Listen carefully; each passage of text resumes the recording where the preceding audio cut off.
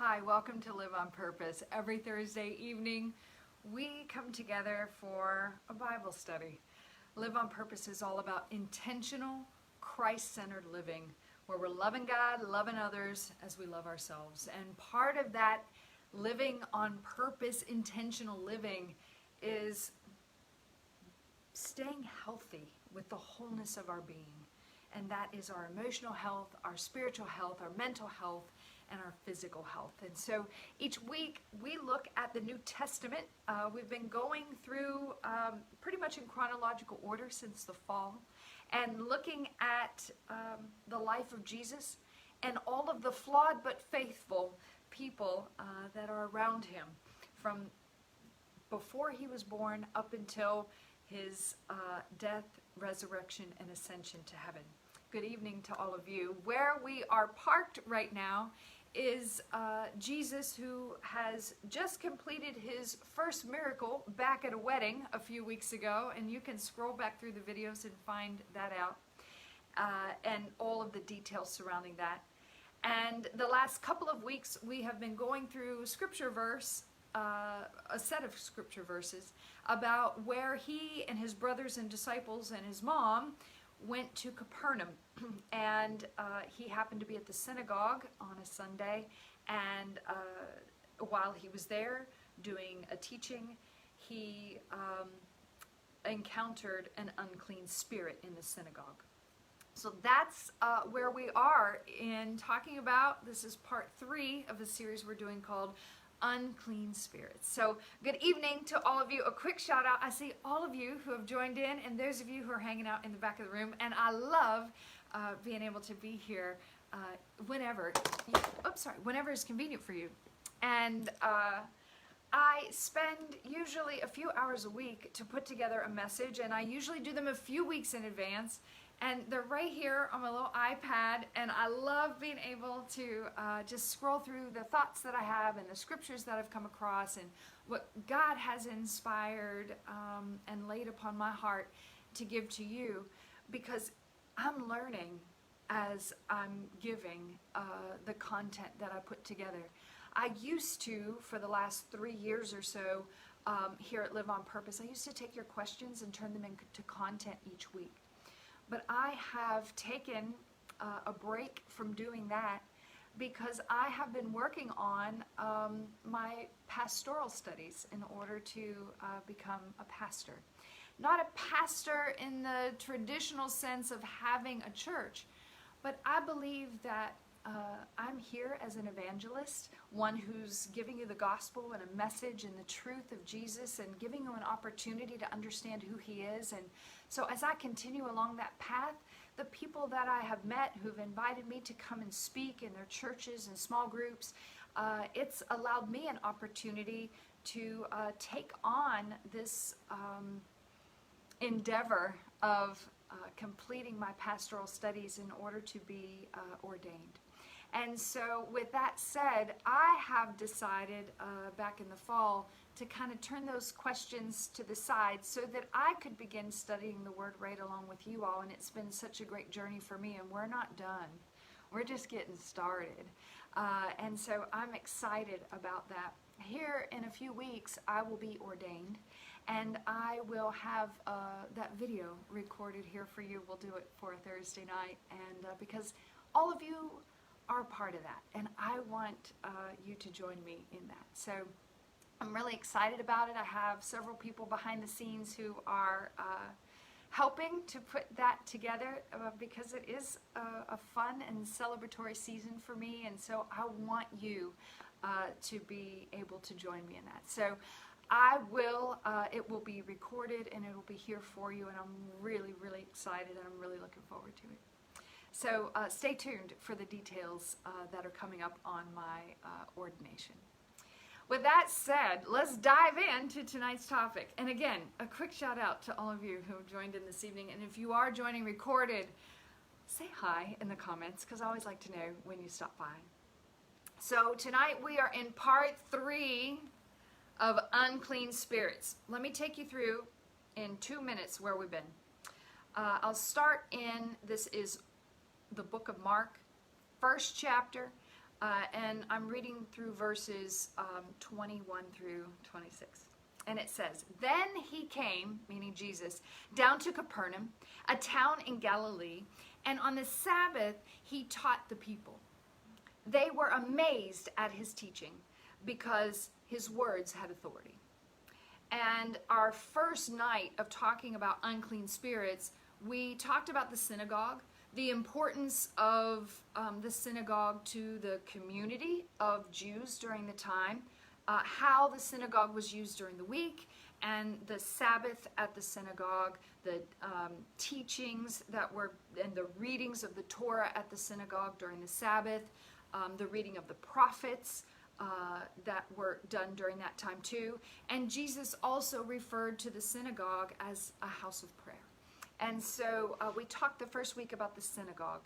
And I said during that time, in that teaching a couple of weeks ago, that's part 1, that unclean spirits show up everywhere, including the church.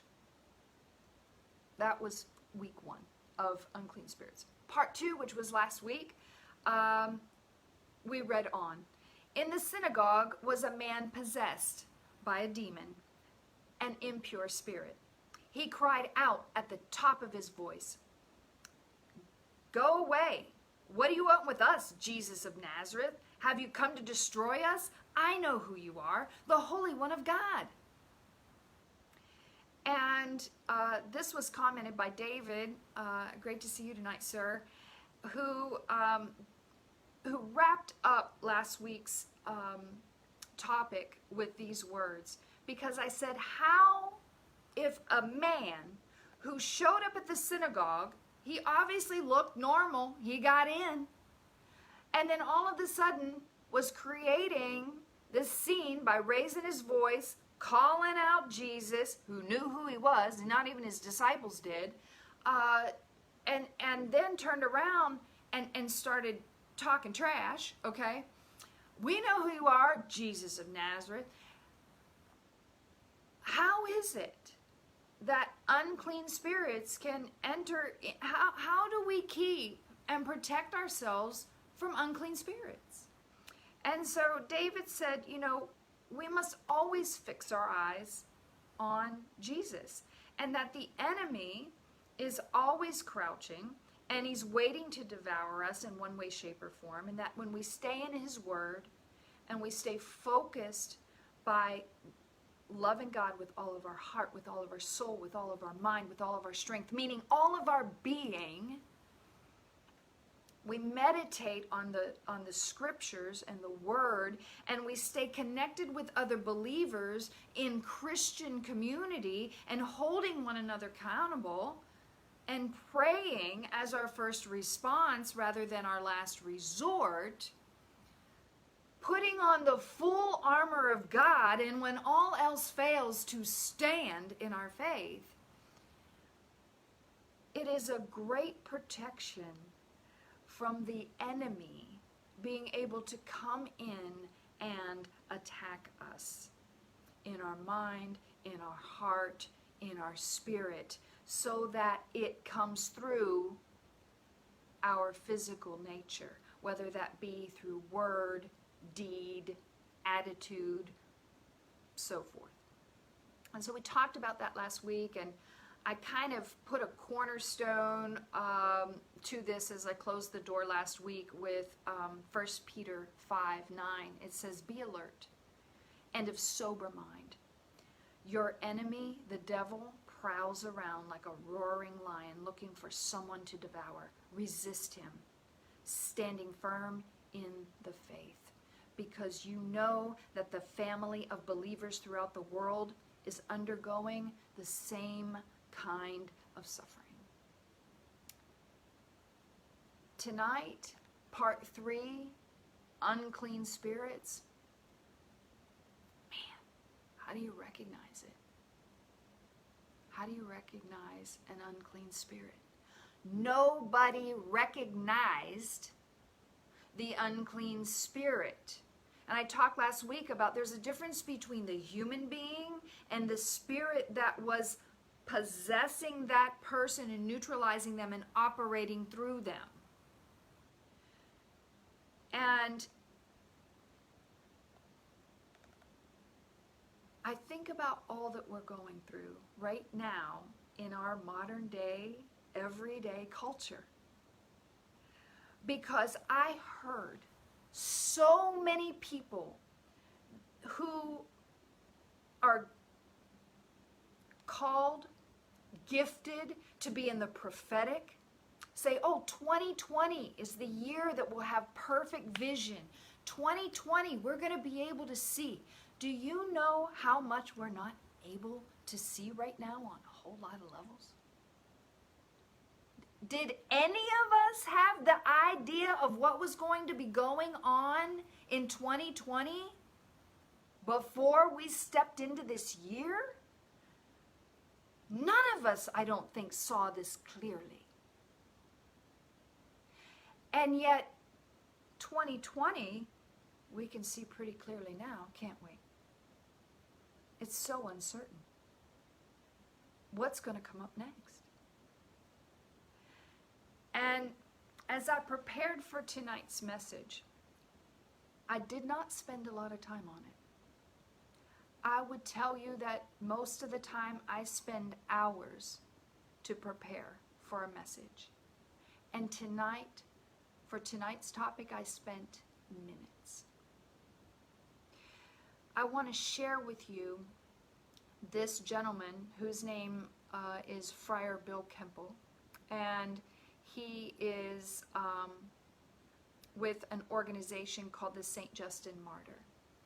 And after this live video goes recorded, I will share the link to this article that I believe encompasses my heart, and yet I'm not able to verbally articulate it myself. And so I want to read it for you, but I also want to make sure that every week my content is original when I bring it to you. This week it is not original here. And so I just want to make that very clear that what I'm giving you now is not my words, but it's coming through this friar. So let me, or I'm saying friar, but Father Bill Kemple. And in his article here that I will post, he talks about unclean spirits, as we've talked about in this series of verses that we've been going through for the last 3 weeks. It says, Mark's account of the first miracle in the book of Mark is Jesus freeing a man who's possessed by an unclean spirit. How quaint. Unclean spirits, Mr. Kemple says.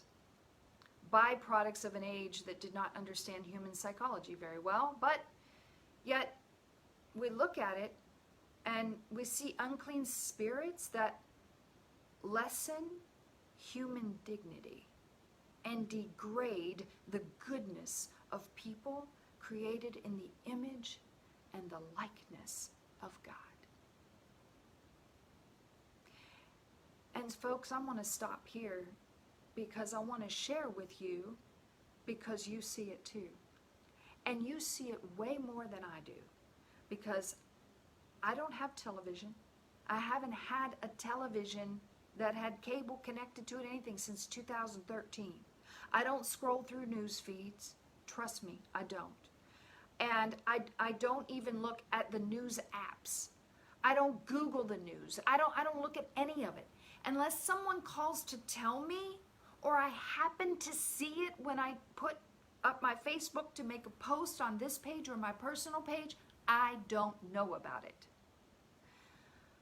Sometimes when I'm at the hospital or the medical center, I may walk through the waiting room and there may be a television on and I'll catch it that way. But outside of that, I'm pretty isolated from what happens every day, unless I personally experience it or I hear it from someone else or any of these other platforms. I know. I'm blessed. Trust me. But when even me being as isolated as I place myself, so that I can stay focused on God, stay focused on what His calling is for my life, and stay clean in the wholeness of my being to the best of my ability this side of heaven, and then whatever grace and mercy that God extends toward me. Even that, it doesn't take long to see that unclean spirits are still roaming this world.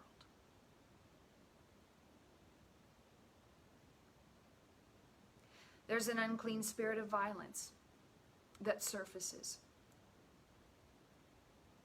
There's unclean spirits in entertainment. There's unclean spirits in video games. There's unclean spirits that desensitize us to torture, to create pain, to create abuse, to create killing. That's not from God. There are unclean spirits in pornography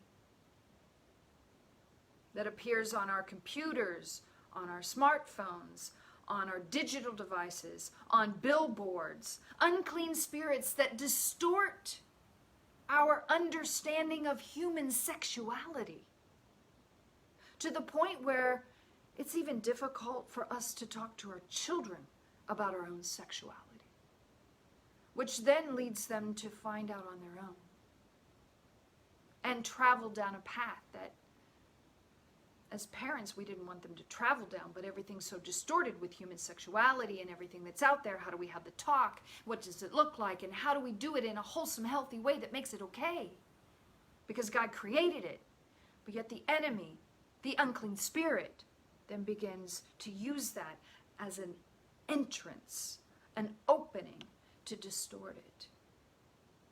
It reduces human beings, particularly women and children, objects of pleasure, exploited, bought, sold. There's an unclean spirit in greed, in materialism. It drives us to acquire more, to be more. It'll cost us everything we have for the sake of the materialism, including our relationships, our family life, with our spouses, with our kids, with the ecosystem of our planet, our own spiritual well-being. There's the unclean spirit that's in the addiction, through whatever that consumption may be, legal or illegal, cigarettes, food, alcohol, drugs. It's all over. We make poor choices. We become victims. We become victimizers. There's the unclean spirit of meaninglessness and hopelessness for many in this world. They're fraught with senseless violence, so much injustice, racial inequality. It's to the point of, why are we trying? Why are we sacrificing? Where is God in the midst of all of this? And is what we're doing, and is it really working? And are we really making a difference at the end of the day? Because I'm just one person and you're just one person. Does really what we do or not do, does it matter in the grand scheme of things? Can I just enjoy small pleasures with my family and live mostly in a peaceful world and forget about everything else that's around me for a moment because it's just too much? The unclean spirit doesn't take too long to come up with a list, does it? I suspect you can add to the list.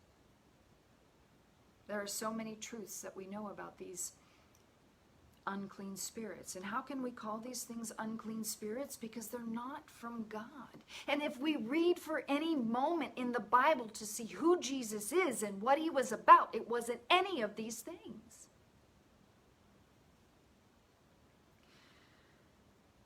These unclean spirits need to be named in our own lives. Each one of us, honestly, truthfully, for what they are. Human distortions of the plan of God for our good and for our salvation.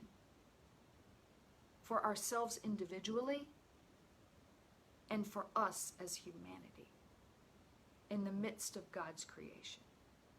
And in the gospel, the unclean spirits recognize in Jesus their potential downfall. What have you to do with us? I mean, have you come to destroy us? Jesus was almost saying, as a matter of fact, I have. And so they need to be confronted. And we're going to talk about that next week in confronting the unclean spirits. And how Jesus confronted this unclean spirit in the synagogue. And how we can confront the unclean spirits that show up in us and around us. It's one thing that we can have some guidelines like I gave last week and I gave at the beginning of this tonight.